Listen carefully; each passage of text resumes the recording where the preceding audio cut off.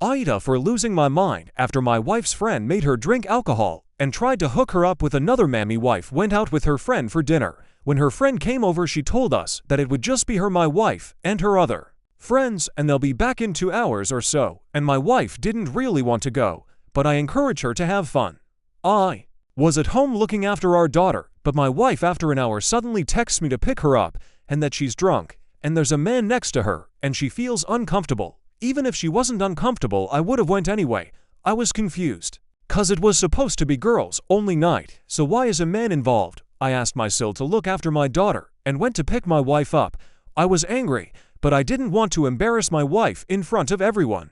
So I said that my wife is drunk, and she's never had alcohol, and our daughter is calling for her, and I took her home. My wife told me that she was shocked to see a man joining them on dinner, and he was being over-friendly with her. He grabbed her hand and kept touching her shoulder, and she didn't want to drink, but everyone kept pressuring her.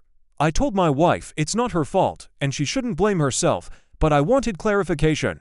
I called her friend and asked her as to why would she make my wife drink alcohol, and why is a man involved, and we weren't informed. She doubles down and said she doesn't need to inform me, and my wife should be able to handle alcohol, and she should be okay with being around men.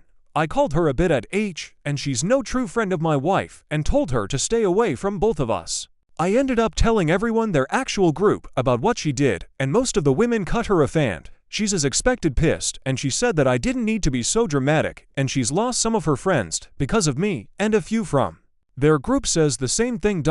It's so stressful to go back and forth with these people, and I just want to cut them out of my life. They are cancer. The good ones can stay friends with my wife, and these, I want to ruin them. AITA